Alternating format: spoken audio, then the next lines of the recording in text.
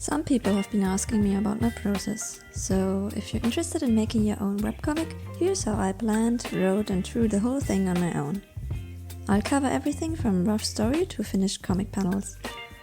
Of course, I do not claim that this is the only right way to do it, it's just how I did it, and I believe it's best to find your own way of doing art by observing how others do it and pick and choose what fits your process best. So hopefully you'll find some helpful nuggets in this video. Who am I to talk about comics? My name is Silly Art and I'm an artist who writes and draws a BL webcomic called Petting Order. You can read it for free on Webtoons or Tapas if you want to. I linked it on my channel.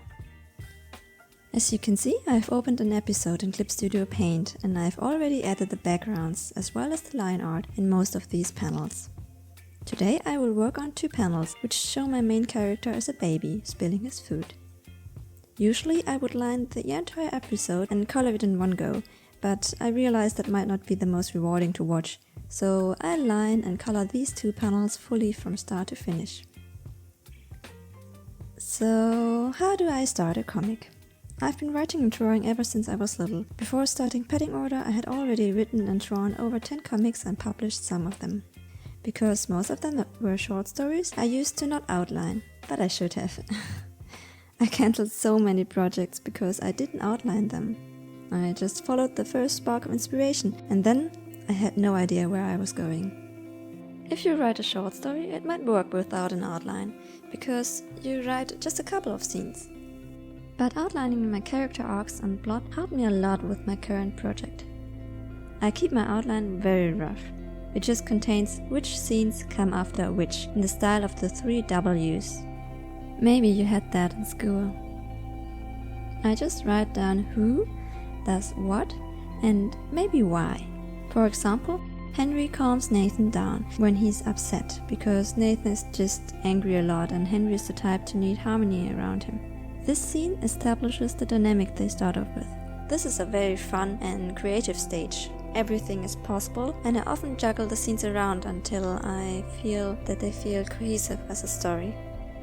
Some people write scenes on sticky notes and physically move them around. I tried that and it was chaotic. I like to just write down the order again and again now, with arrows moving them around, and then write a second outline, move those scenes around and so on.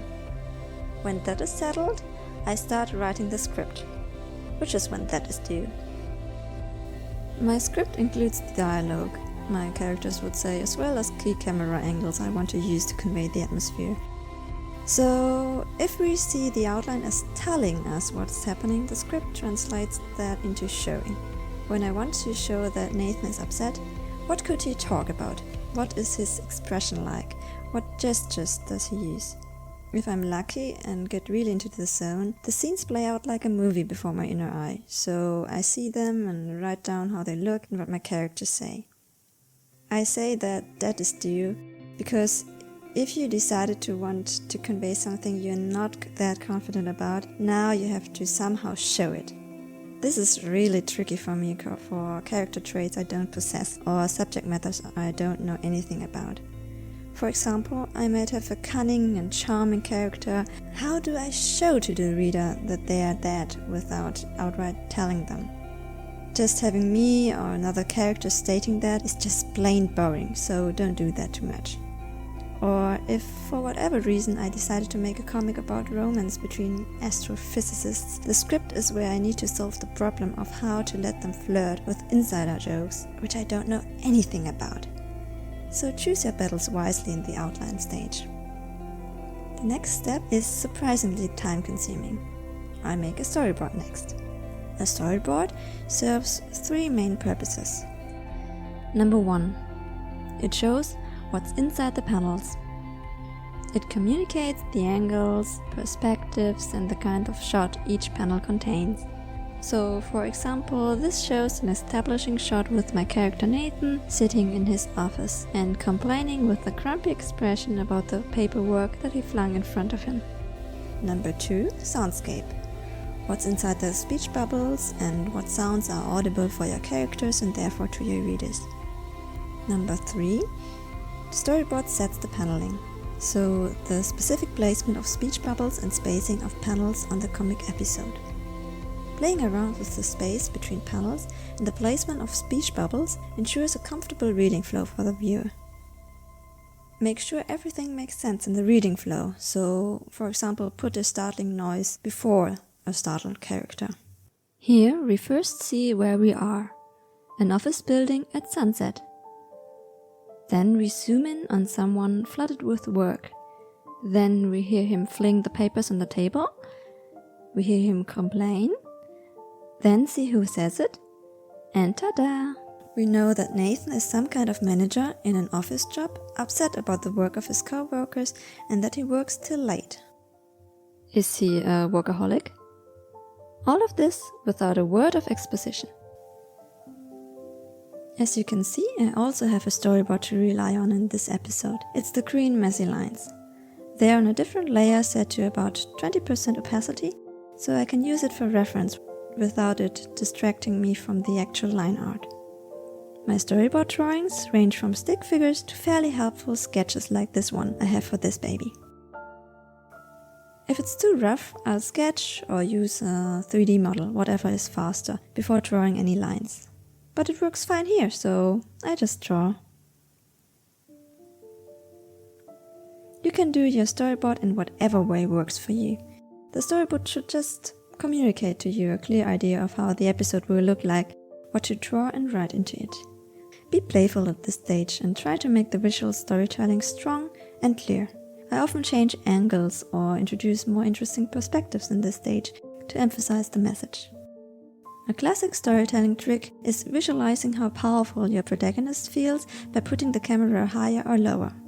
Looking up at him or her makes them feel stronger and confident, while looking down on them makes them look vulnerable and anxious. There are a lot of things you can play with at this stage. If you're interested, I could make a video about what I do. I presented all these steps in order, but you don't have to finish each of them before starting the next. Especially when you publish sequentially like a webcomic.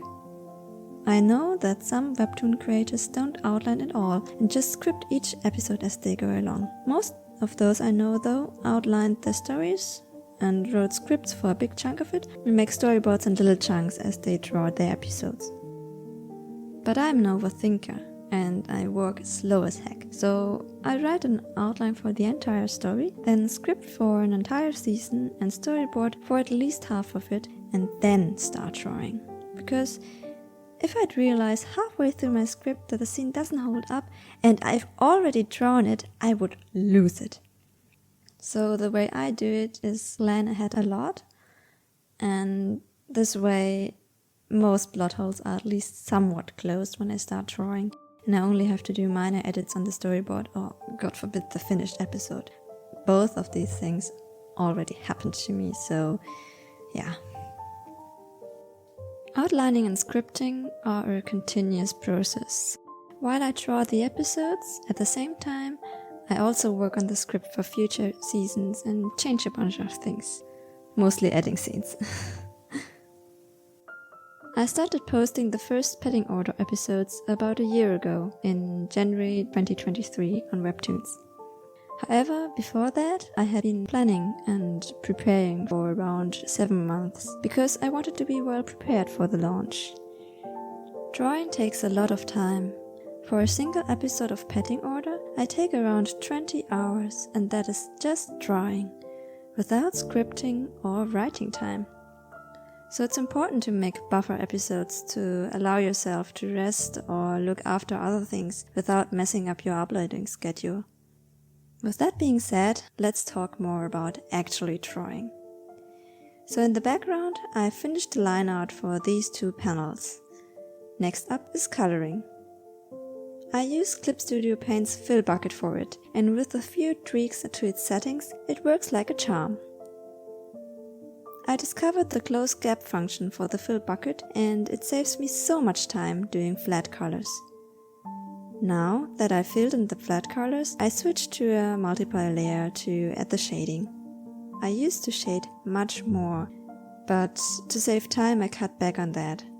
I like to think that also helps to make the panels pop where I do decide to shade. I add highlights and voila, another 2 panels done. I hope you enjoyed this video. Hopefully it was helpful or entertaining. If it was, please click the thumbs up and subscribe for more comic related content like this. Feel free to tell me what was most interesting to you, or if there's a topic I talked about you'd like to know more about. Thank you so much for watching and see you in the next video.